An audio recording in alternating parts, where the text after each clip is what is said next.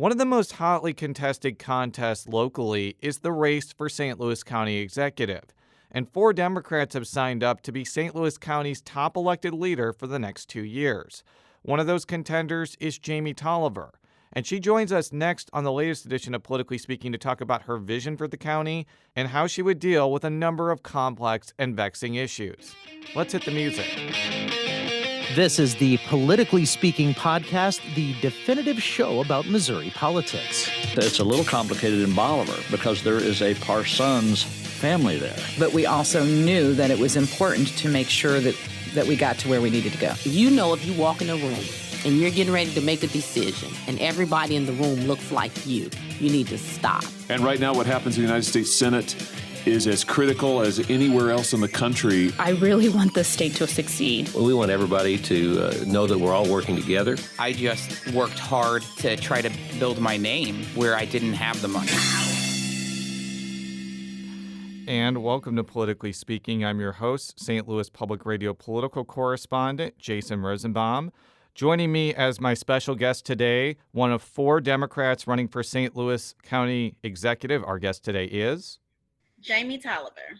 Thank you so much for joining us. Since you have not been on the show before, I want to give you an opportunity to tell our listeners a little bit about yourself, why you got interested in politics in the first place, and the hardest question of all, I guess, why you're running to be St. Louis County Executive. So a little bit about myself. I am a single mom of 2, and I am heavy in education. I am currently a few weeks shy of my doctorate in education leadership, and I am a preacher's kid, so I've grown up in church my entire life. So I've gone to great lengths to educate myself and my children, both on the world in which we live in and the world in which they're trying to create. And I realize that as I have my circle of friends and the people that I interact with daily, as the outreach associate for the St. Louis University City Public Library, there is, I talk to older people often of all different races. I live on what is now referred to as the Delmar Divide. And University City really is a very diverse neighborhood. So I talk to people of all ages and all races. And it seems like the complaints or the concerns of the community seem to be the same. And I realize that in the circle of people that I talk to, that there is a large gap of things that need to be done. And I could talk about it, or I can write letters about it, or I could do something about it. And so it is for that reason that I decided that if I'm going to be an activist, if I'm going to create change, why not put myself in a position where that change can be possible?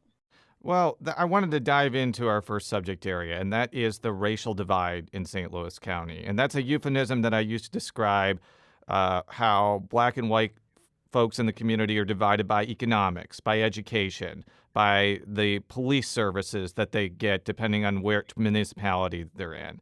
I'm asking all the candidates, what would you do as county executive to bridge those divides and make the disparities between white and black St. Louis County residents less disparate, basically? So, I think that if I had to give it a single word, if I had to sum it up, the word would be listen. Because I believe that, and oftentimes the people that are placed in positions of power, they feel as though they have the answer because they feel like people really just want to be told what to do. But I think part of making sure that people feel like they can trust leadership, that they can trust the police, that they can trust each other, is listening to what their concerns are. What are they so afraid of? What is it that makes them feel as though they can't trust, that there is a divide?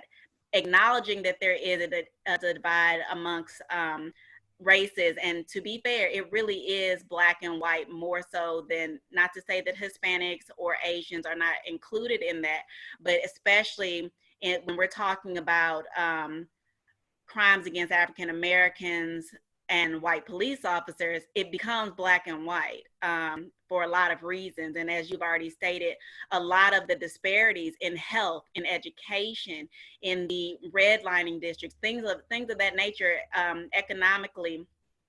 Honestly, even in political power, there's a racial divide where and how things are dispersed. So I think that as St. Louis County Executive, the thing to do would be to literally go out and ask, what is it that you need? What is it that you're seeking? How will you feel safest? Rather than me just giving you what I think will make you feel safe, because I don't live where everybody lives. I do live amongst people, and I hear what the people around me are saying, but what is concerning people in University City or in North County are not the same concerns that they have in West County or South County. So having a blanket answer is not going to be a all-inclusive solution for anybody. One of the things that I've heard from people that live in especially unincorporated North St. Louis County, which St. Louis County is responsible for. They're responsible for the streets, they're responsible for government services, and it's a predominantly black area now. There's just been widespread criticism of a lack of attention. What would you do as county executive to reverse that criticism? You mentioned listening, but do you think that there needs to be like a more concerted effort from county government to not only listen, but to follow through on residential concerns about governmental services there? Absolutely. I definitely think that once you've heard the cries of a particular group of people, I think that giving them a progress report and telling them, hey, this is what we're going to do. This is what we're trying to do. These are the steps that it's going to take. And this is what step we're on. And you can help us run this process more smoothly, and we can get through it a lot quicker if you all can do this. Because I believe that people vote and they think that, okay, well, they dust their hands off and it's like, well, I guess my job is done. But there are things that people can still do. You can write. That's why every time there's a protest or a rally, you get a lot of emails from Nancy Pelosi or Joe Biden or Barack Obama saying, write a letter to your congressman, write a letter to your statesman, call your senators, call your clergymen. And so I think that if you ask people what it is that they are seeking, and then say, okay, and you give them the pros and cons of getting what they want. Like sometimes people ask for things and they're not 100% sure of what they just asked for. But I think that once you sit down and you have a concerted effort drawn up, then you can say, okay, well, this is how that's going to happen. It could take X, Y, and Z amount of time to do it. You might not see it in the next 2 years. And if people know that, then they know that they're working on something. But when you say, okay, we'll get it done, and then 10 years later, they're still looking for it, like how they're talking about the Jamestown Mall property. I've been in meetings and they're saying they've been asking for improvements to that area for years. And at this point, they haven't even been given a progress report as to why something hasn't been done or where that is in the budget or where that is on the to-do list. So I think that a lot of times it's really just giving a progress report of this is what it's going to take to get that done, because people are more contented understanding the process. I think that the protests over George Floyd's death and Breonna Taylor's death has a especially big pertinence in St. Louis County, because this is the place where Michael Brown was killed almost 6 years ago, and where the police accountability movement gained a lot of international attention. The St. Louis County Executive does not have direct control over the St. Louis County Police Department, but they do appoint the police board, and they can provide his or her suggestions to that police board to carry out. What would you want the St. Louis County Police Department to change in the midst of all these protests? I think one of the biggest things is making sure that where the police forces are, that they represent the group that they are protecting and serving. And I know that has been expressed to me by several people when I'm out on the campaign trail, that the police should live in the areas that they are policing, because then you're very well aware of who it is that you're trying to help and who it is that need your concerns and need your protection, and why? Because it's as important to you as it is to them, because you are a part of that community. I also think that a civilian police committee review board would also be of some assistance, because that makes it so that there is someone who is not part of the police force political task force, if you will, to say, okay, well, explain this to me. How does this law work? Because the police aren't necessarily out here to educate the community on how policing works. Because if you wanted to know how policing works, you would become a police officer. However, when there are laws that are applied to one group of people and not the other, you want to know why. And I think that by talking with police officers, and talking with the police chiefs, and having that civilian, I guess, in betweener, that makes it so that, okay, the community feels like, okay, we are being serviced appropriately. I also think that the police union should be a part of police meetings, so that people truly understand these the the laws that protect police officers, and why. Because sometimes they're just not fair, and it makes it so that it's hard to go against what police are doing. And but to the community, very much in the Mike Brown case, we see inaction. We see that the police are getting away with murder, and whether it's on tape or not. And so I think that having, again, an education around how policing works, and making sure that, as St. Louis County executive, that there are things in place to make sure that the civilians have a sense of trust and security reignited in the police. Because especially with African Americans, the history that we have with police officers is not it's not a good one, especially when you look at the history of policing in general, starting off as slave catchers. So I think that making sure education is an invaluable resource, in any sort of bridging the gap, or mending the hurts of any community. I'm not sure if you've caught the new police chief, Mary Barton's comment about systemic racism within the St. Louis County Police Department. But if you have, I want you to respond to what she said, because she has since kind of walked back on those comments. And what pressure would you put on St. Louis County leadership to make sure that there is not tangible systemic racism in that department? I think one of the biggest things is making sure that where the police forces are, that they represent the group that they are protecting and serving. And I know that has been expressed to me by several people when I'm out on the campaign trail, that the police should live in the areas that they are policing, because then you're very well aware of who it is that you're trying to help, and who it is that need your concerns, and need your protection, and why. Because it's as important to you as it is to them, because you are a part of that community.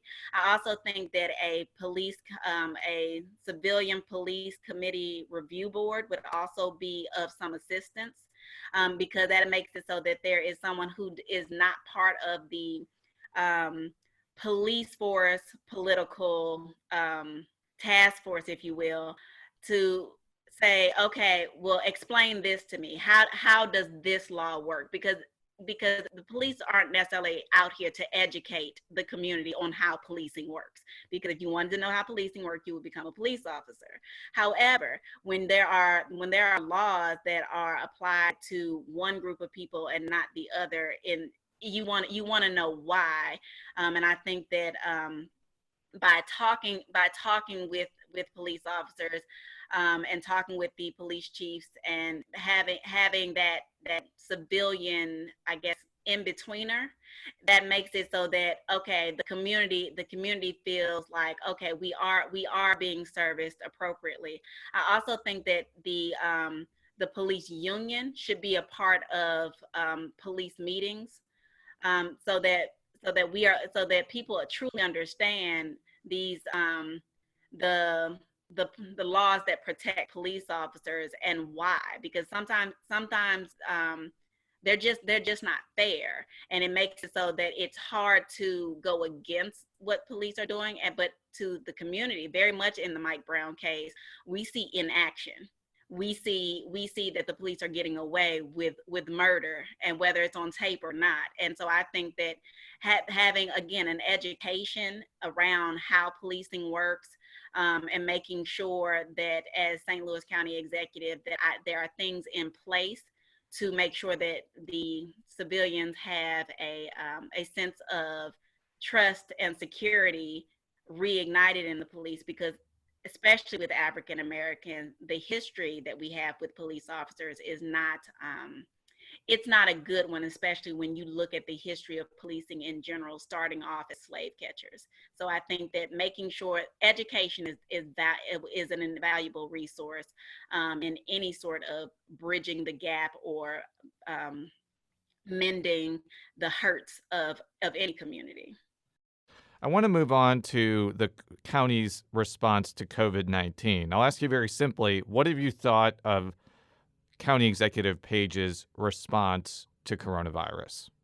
I've answered this question a lot. I personally would not have opened up St. Louis County in the way in which it was opened. We, as St. Louis County, for the entire state of Missouri, we held over 50% of the deaths.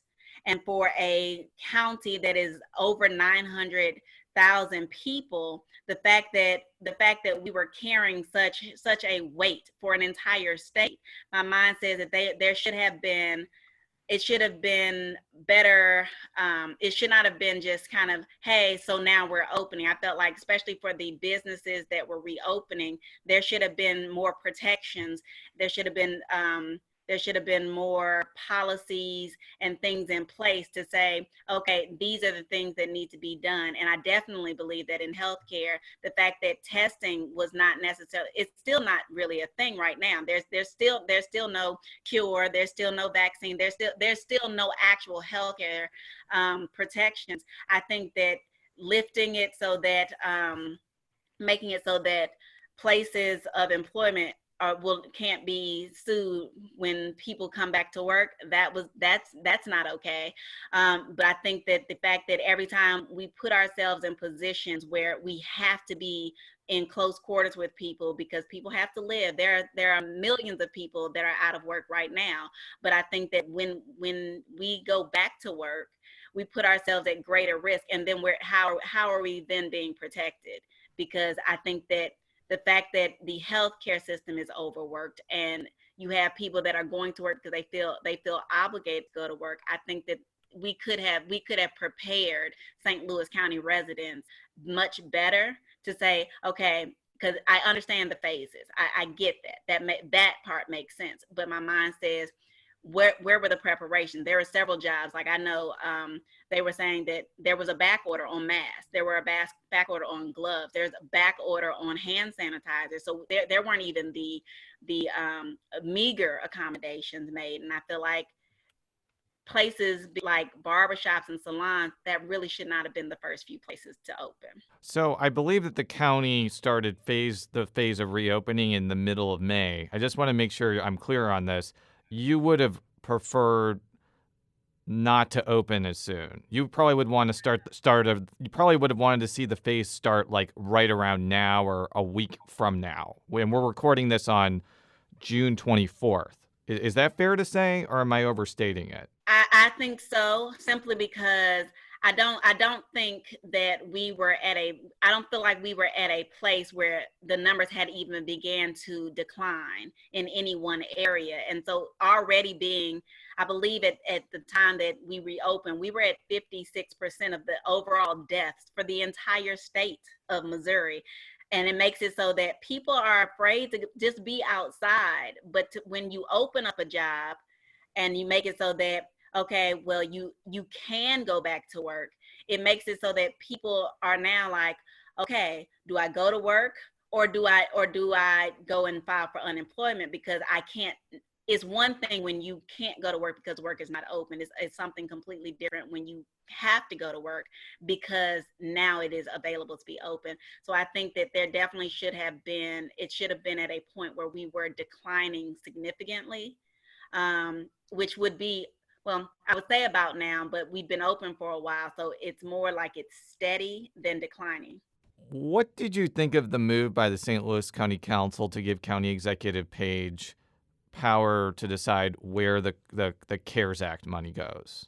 I can't say that I felt like that was the most responsible thing, only because there was no actual stated plan as to where it was going to go. Like I was told in another interview that that he said that most of the CARES Act went to the healthcare in North County. However, talking to several aldermen, councilmen, and mayors in North County, and even watching the news, they have not yet seen it. So if it's there, we're kind of going off of the word that as the St. Louis County government is telling us, but there was no plan as to, let's say, what we're doing with this money. So that was an awful lot of money, and not necessarily knowing where it's going and not having anything sent out to residents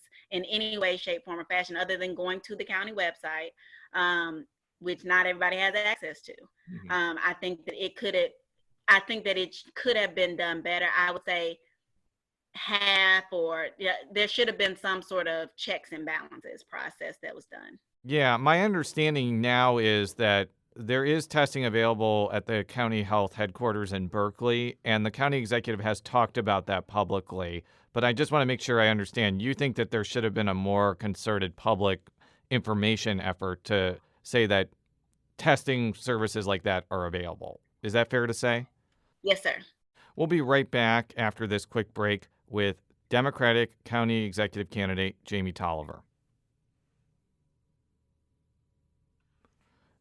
And we're back with Jamie Tolliver, a Democratic candidate for St. Louis County Executive on Politically Speaking. I want to give you kind of a free space to talk about your other plans beyond COVID and beyond policing and beyond racial disparities that you would want to bring to the county executive's office. What would be kind of some other things that you feel need to be done in that very powerful post? So I have 6 platforms under my candidacy. One of the big ones, and I've mentioned this in times previous, is education. I think that a lot of what is going on is an educational disparity. The idea is that diversity is not taught in schools.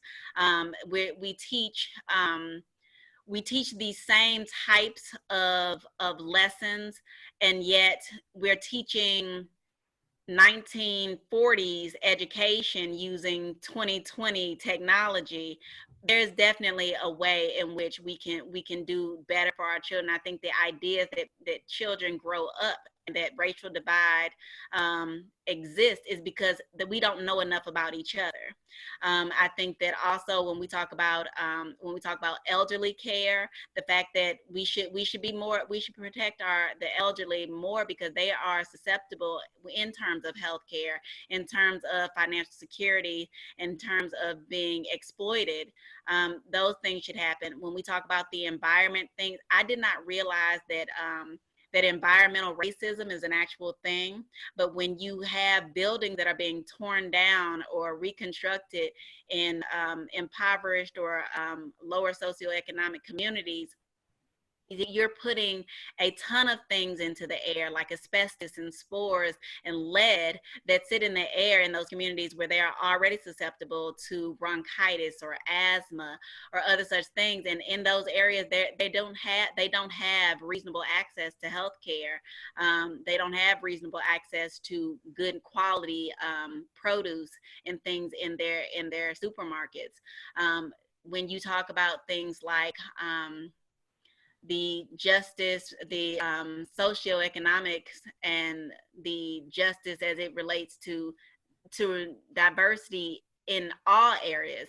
A lot of what is happening right now with these protests and these marches, a lot of those things, they are kind of rooted in this idea of some people get more than what other people get, and that and there's no real explanation as to why. So when you talk about people that live in the urban or inner city type areas of the county, like Olive and like on the other side of the Delmar Divide, or like North County out by the Jamestown area, you realize that the quality of things that are being done and the pace at which they're being done is significantly different for those groups than they are in the other ones.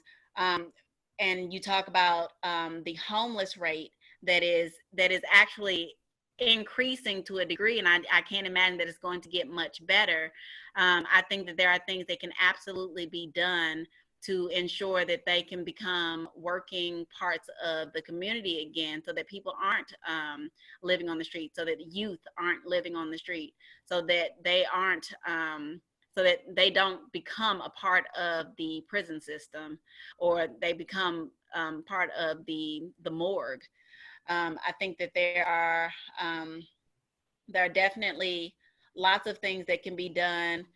That, and with health being as big as it is, I think that is probably one of the things that will be tackled first, because I think that we owe so much to the doctors and nurses that are working through COVID. But it's like, I think that they are one of the, other than the budget for the St. Louis County government in general, I think that they're one of the few systems that are going to probably take the most to rebound from all of this, because it's still ongoing. They haven't figured it out in Washington. I don't presume that St. Louis County is going to be the first to figure it out. What would be kind of your strategy to deal with the St. Louis County Council? I ask that because other county executives have come in with pretty grand plans and desires to work with the council that has to follow through with those plans. But going back to even Charlie Dooley 10 years ago, they've run into brick walls with the county council when they run into, personality disagreements or ideological disagreements. What would be your strategy to kind of avoid that type of scenario? I think the best way to do that is to have something of almost like a contract of this is what we are trying to accomplish, and have it outlined. And I think that in order for people to truly see certain things, sometimes it has to be written out first. So if you can write out your very succinct plan on anything, let's say we're talking about the county budget, you can say that these are the things that we, the council, feel like this is going to be done, and you can have them write out what it is they think, so that the meetings go a lot smoother, a lot calmer. And then in the event, you put things up for a vote. But I definitely think that diversifying what the county looks like means that everybody has a voice. And at the end, if it's not equitable, it's not right. And we start over again. Yes, it might delay the process a little bit, but I definitely believe that as adults who seek for change, to seek for progress, I think that it would absolutely go a lot smoother if everybody starts off on the same page, not their own page, not where they want to be as individuals, but if we can all sit and have a like mind as that this is the end goal. So whatever we're doing, if we can figure out a way to make sure that we are all going towards the same end goal, I think that the meetings would go a lot smoother than they have been. One of the things that, if you were elected county executive, you may have to face once again that other county executives have faced is the prospect of St. Louis City becoming part of St. Louis County somehow. City-county merger, it was called city-county unification. Obviously, the Better Together plan failed miserably, but there's still kind of a desire to continue the conversation about having the city and the county be joined in some way. I would like to give you the opportunity, because I'm asking all the candidates about this, what your philosophy on that issue is. I I do not think that the city and county should merge at this time. I will start there. But I do believe that it is a good idea for the city and the county to be in consistent communications. So on the day that in which they do decide to merge, it's not like, oh, well, we don't do things that way, or we never did things that way. So it's not foreign if we can communicate with each other, because they are doing some things right that we might not be doing, or we could be doing some things right that they're not quite doing. So we're all considered St. Louis. I mean, you can say city, you can say county, but we're all St. Louis to the greater US of A. So I think that if we were better in communication with them, I think that it would actually help. And it doesn't mean that we're going to have a city county merger tomorrow, but it does make so that the transition can be somewhat seamless in the future whenever that day does come, because we will know so much more about the city than we do now. So because I believe that honestly is more segregation within the state, to say, well, that's how the city does it. That's not how we do it here. Well, again, to the greater majority of people who don't actually live here, we are all one. We are all one people, and honestly, we're one nation under God, indivisible. So I'm not really sure at what point we wouldn't work with them, even if we're not considering a merger for another 10, 20 years. I think that it would be very helpful to know what our sister city is doing. Well, let's talk about the campaign. As it was kind of alluded to before, you're one of 3 other candidates that are running against County Executive Page. County Executive Page has never run countywide before, though he has run for statewide office before. But he has the power of the fact that he's currently county executive. Mark Mantovani and Jake Zimmerman have run countywide before, and all 3 of these candidates have access to a lot of money and a lot of well-connected political organizations. How are you, as a relative political newcomer, looking at this field, and what do you think will be your message to Democratic voters that they should choose you instead of the other 3 candidates? I think that a lot of my political platform is the idea of I'm not coming from a lot of money. I'm not saying that is necessarily a complete positive, but the idea is that when you look at the over 900,000 people in the county, you realize that not all of them are coming from money. They are coming from places that I've literally been. I have been in education. I've been in food service. I've been in customer service. I've been in real estate. I've been in healthcare.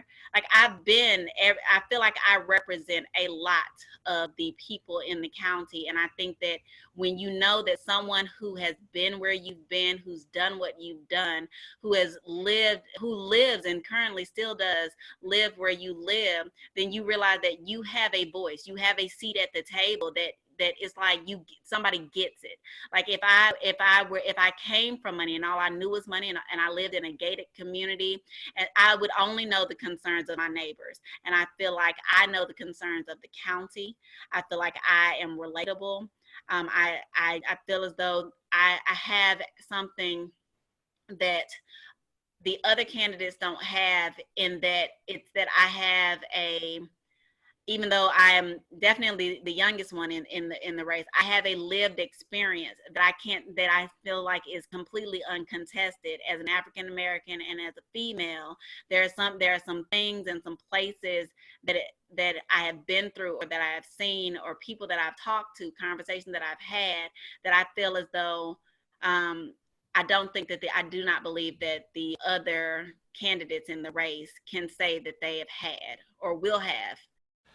I think that a big determining factor for Democratic voters is whether they think that County Executive Page has done a good job in the roughly year or so in office. If you're going to a voter and they're asking you, why should I vote for you instead of the current person, what message would you bring to them that the current administration isn't working for them?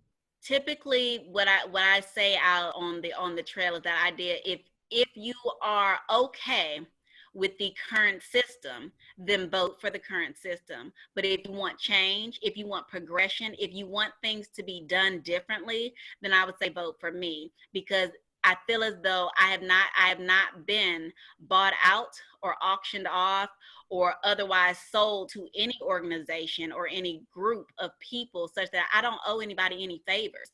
I go into the office a complete blank slate seeking to serve the people. I don't serve big pharma. I don't serve General Motors. I don't serve the police union. I serve the residents of the county. And I feel like if you want someone who is going to put your best interest at heart, and not say, well, I can't do that, I won't, and not even try, then I would say vote for me. I would not say, I would just say, if you want what you've always been getting for years and years and years, then vote for someone else. But if you want change, if you want progress, if you want to see something different, vote for me. Well, thank you so much for coming on this program. For all of our stories, stlpublicradio.org. You can follow me on Twitter at @JRosenbaum. How could people find out more about your campaign? And I'll also give you a chance to talk about any social media that you're on as well. So if you want to find out more about me, you can go to my website at jamietolliverforexec.org. That's Jamie, Jamie, Tolliver, Tolliver,